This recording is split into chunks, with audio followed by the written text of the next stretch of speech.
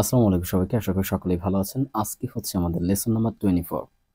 এর আগে আমরা 23টা ক্লাস শেষ করেছি, যেখানে আমরা একেবারে ABC থেকে শুরু করে কিভাবে আপনারা ইংলিশ ল্যাঙ্গুয়েজটা শিখবেন ধারাবাহিকভাবে সেই ক্লাসগুলো পাবলিশ করেছি। তো আপনারা আগের ভিডিওগুলো দেখে না থাকলে অবশ্যই দেখে আসবেন, তাহলে অনেক বেশি উপকৃত হবেন।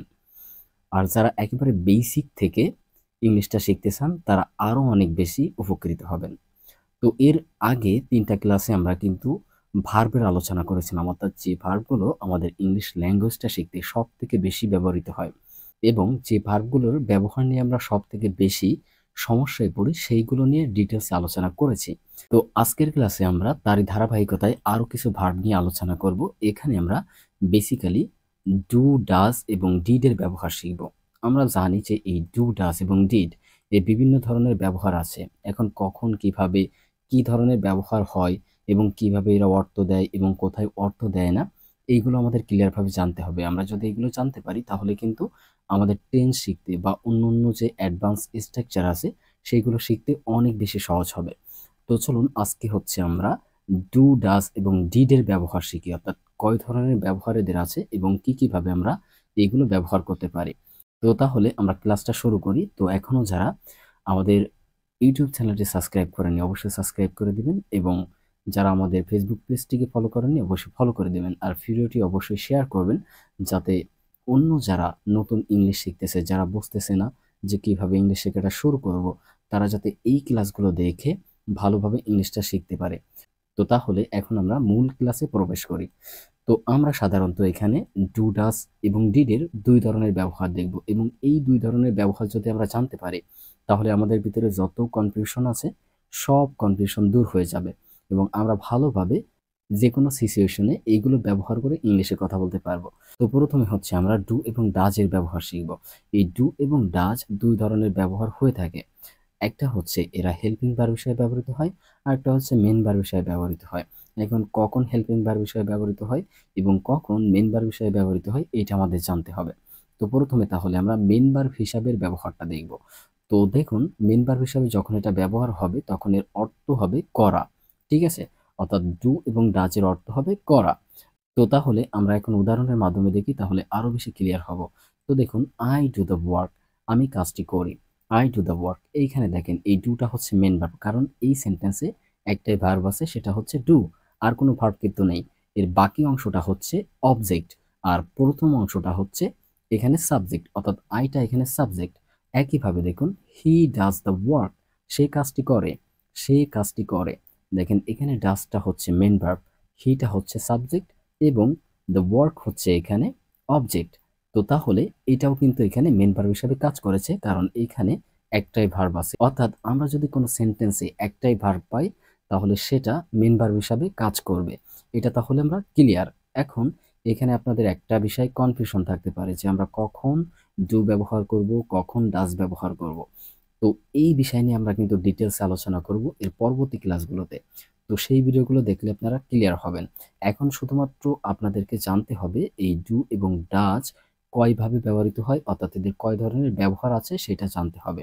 আরেকটা বিষয় ক্লিয়ার করি, দেখেন আমরা এখানে বলেছি ডু এবং ডাজের অর্থ করা, কিন্তু সাবজেক্ট অনুযায়ী এদের কিন্তু টার্মটা চেঞ্জ হতে পারে, অর্থাৎ এদের ভাব অর্থ একই থাকবে কিন্তু সাবজেক্ট অনুযায়ী এদের টার্মটা চেঞ্জ হতে পারে। দেখুন, আমরা যদি এইটা একটু দেখি, আমি কাজটি করি, এখানে আমরা বলেছি যে করা, কিন্তু এইখানে আমরা দেখতেছি কাজটি করি। তো করা এবং করি এই দুইটা কিন্তু একই অর্থ, ঠিক আছে, কিন্তু আমাদের এই সাবজেক্টের কারণে অর্থাৎ আমির কারণে এখানে করিকে ব্যবহার করতে হয়েছে। এইটা হচ্ছে ইংলিশে সংযোজন বিয়োজন। আমরা যখন একটা ল্যাঙ্গুয়েজ থেকে আরেকটা ল্যাঙ্গুয়েজ শিখি তখন এতটুকু হচ্ছে আমাদের সংযোজন বিয়োজন করতে হয়। তো এইটা নিয়ে আমাদের কনফিউশন হওয়ার কোনো কারণ নেই। একইভাবে দেখুন, সে কাজটি করে, আমরা এখানে বলেছিলাম ডু এবং ডাজ মানে করা, কিন্তু সে কাজটি করে, এটা কিন্তু একই অর্থ, অর্থাৎ করা এবং করে একই ভাব অর্থ, কিন্তু আমাদের এই সাবজেক্টের কারণে অর্থাৎ সের কারণে এখানে করে বলতে হয়েছে। তো তাহলে এখান থেকে বুঝতে পেরেছেন যে সাবজেক্ট অনুযায়ী আমাদের কিছুটা সংযোজন বিয়োজন করতে হতে পারে, কিন্তু তাদের ভাব অর্থ একই থাকবে। তো আশা করি বুঝতে পেরেছেন। তো তাহলে আমরা ডু এবং ডাজের মেন ভার্ব হিসাবে ব্যবহারটা দেখলাম। এখন আমরা দেখব ডু এবং ডাজের হেল্পিং ভার্ব বা অক্সিলারি ভার্ব হিসাবে ব্যবহার, অর্থাৎ এইখানে ডু এবং ডাজের কোনো অর্থ থাকবে না। আমরা যদি উদাহরণটা দেখি, দেখেন, do I do the work, আমি কি কাজটি করি, আমি কি কাজটি করি। এইখানে আমরা একটা কোশ্চেন তৈরি করেছি এবং এই কোশ্চেন তৈরি করার জন্য আমাদেরকে এই ডুর সাহায্য নিতে হয়েছে। এটা কিন্তু এইখানে হেল্পিং ভার্ব, ঠিক আছে। আর এইখানে মেন ভার্ব হচ্ছে এই ডুটা, অর্থাৎ এইখানে দুইটা ভার্ব আছে, একটা হচ্ছে হেল্পিং ভার্ব এবং এই হেল্পিং ভার্বটা ব্যবহার হয়েছে আমাদের এইখান থেকে, ঠিক আছে। আর এই যে ডুটা, এটা হচ্ছে আমাদের মেন ভার্ব, এর একটা অর্থ আছে, সেটা হচ্ছে করা। অর্থাৎ এইখানে এইটা দেখেন করি, এই যে করি অর্থটা দিছে শুধুমাত্র এই ভার্বটা, কিন্তু এইখানে এই ভার্বটা কোনো অর্থ দেয় নাই, এটা শুধু হেল্প করছে কি করতে, কোশ্চেনটা তৈরি করতে। আমরা যদি এইটাকে একটু বাদ দিয়ে দিই, তাহলে আমরা যদি এই সেন্টেন্সটা দেখি, দেখেন, আই ডু দ্য ওয়ার্ক, আমি কাজটি করি, এরকম অর্থ দিচ্ছে। এখন আমি যখন হচ্ছে কোশ্চেনটা তৈরি করতে যাব, আমি কি কাজটি করি, তখন কিন্তু আমাদের এই ডুটাকে আনতে হয়েছে। তো তাহলে বুঝতে পেরেছেন, এই যে সাবজেক্টের আগে যদি কোনো ভার্ব থাকে, সেটা হচ্ছে হেল্পিং ভার্ব হিসাবে ব্যবহৃত হবে এবং তার কোনো অর্থ থাকবে না।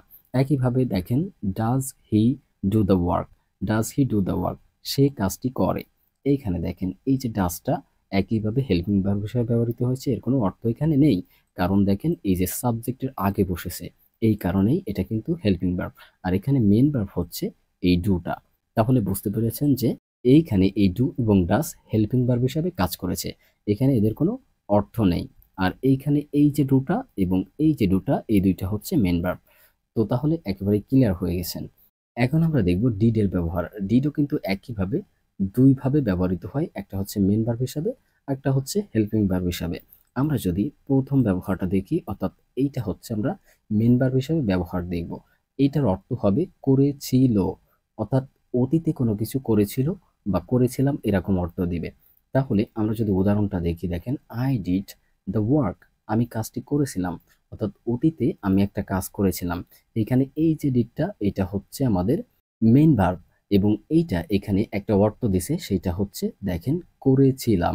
এই যে করেছিলাম, আমি বলেছি যে ডিডের অর্থ করেছিল, কিন্তু এইখানে করেছিলাম অর্থ দিল কেন, কারণ হচ্ছে আমাদের সাবজেক্ট, এই যে সাবজেক্ট আই আছে, এই আয়ের কারণে আমরা এখানে আমি ব্যবহার করেছি। যখন আমি ব্যবহার করেছি, তখন যদি আমরা সেন্টেন্সটা মিলাতে চাই, তাহলে এখানে করেছিলামটা বলতে হবে। এই জন্য হচ্ছে আমরা এখানে বলবো আমি কাজটি করেছিলাম, অর্থাৎ ডিডের অর্থ করেছিলাম হবে, ঠিক আছে। তো আমরা তো আগেই শিখেছি যে আমাদের সাবজেক্ট অনুযায়ী কিছুটা সংযোজন বিয়োজন করতে হয়। তো এইখানে কিন্তু সেটা আমরা দেখতে পেলাম। এখন আমরা দেখব ডিডের হেল্পিং ভার্ব হিসাবে ব্যবহার, অর্থাৎ অক্সিলারি ভার্ব হিসাবে এর ব্যবহার। এখানে এটার কোনো অর্থ থাকবে না। আমরা যদি একটু উদাহরণের মাধ্যমে দেখি, দেখেন, did I do the work, আমি কি কাজটি করেছিলাম, আমি কি কাজটি করেছিলাম। এইখানে এই যে ডিডটা, এইটা হচ্ছে এখানে হেল্পিং ভার্ব এবং এই যে ডুটা, এটা হচ্ছে এখানে মেন ভার্ব। কেন? আমরা জানি যদি সাবজেক্টের আগে কোনো ভার্ব বসে, সেটা হবে হেল্পিং ভার্ব এবং এইটার কোনো এখানে অর্থ নেই, শুধুমাত্র কোশ্চেনটা তৈরি করতে এটা ব্যবহৃত হয়েছে। তো তাহলে আমরা বুঝতে পারলাম যে এইখানে এইটা হচ্ছে হেল্পিং ভার্ব এবং এই ভার্বটা হচ্ছে, অর্থাৎ ডুটা হচ্ছে এখানে মেন ভার্ব। এবং আমরা একটা অতীতের কোশ্চেন তৈরি করার জন্য এই ডিডটাকে ব্যবহার করেছি এবং ডুটাকে এখানে মেন ভার্ব হিসেবে ব্যবহার করেছি। তো আশা করি সকলেই বুঝতে পেরেছেন। যদি আমরা কোনো কোশ্চেন তৈরি করতে চাই, তখন যদি ডু, ডাজ এবং ডিড এর ব্যবহার সাবজেক্টের আগে হয়, তাহলে সেটা হবে হেল্পিং ভার্ব হিসাবে ব্যবহার। আর যদি ডু, ডাজ এবং ডিড যদি সাবজেক্টের পরে হয়, তাহলে সেটা হবে মেন ভার্ব বা তার একটা অর্থ থাকবে। তো তাহলে ক্লিয়ার হয়ে গেছেন যে ডু, ডাজ এবং ডিড এর ব্যবহার কিভাবে করতে হয় এবং সেন্টেন্সে এরা কখন কিভাবে অর্থ দেয়। তো আশা করি সকলেই বুঝতে পেরেছেন। তো এই ভিডিওটা যদি আপনারা বুঝতে পারেন, তাহলে এর পরবর্তী যে ভিডিওগুলো আমি দিব, সেগুলো কিন্তু আপনারা খুব সহজে শিখতে পারবেন এবং সেখানে আপনারা কিন্তু একেবারে ডিটেলসে সবকিছু পাবেন। অর্থাৎ কখন আপনি ডু ব্যবহার করবেন, কখন আপনি ডাজ ব্যবহার করবেন, কখন আপনি ডিড ব্যবহার করবেন, এর উপরে ডিটেলসে আমাদের ক্লাস হবে এবং সেখানে আমি আপনাদেরকে সেন্টেন্স মেকিং প্যাটার্ন দেখাবো, যেগুলো ইউজ করে আপনারা আপনাদের প্রতিদিনের কথাগুলো ইংলিশে বলতে পারবেন। তো আজকের ভিডিওটা এতটুকুই, আশা করি সকলেই বুঝতে পেরেছেন। যদি ভিডিওটা ভালো লাগে, অবশ্যই লাইক, কমেন্ট এবং শেয়ার করবেন। আর আমাদের ফেসবুক থেকে দেখলে অবশ্যই ফলো করে দিবেন আর ইউটিউব চ্যানেল থেকে দেখলে অবশ্যই সাবস্ক্রাইব করে দিবেন। দেখা হবে পরবর্তী ভিডিওতে। সেই পর্যন্ত সুস্থ থাকবেন, ভালো থাকবেন। আসসালামু আলাইকুম।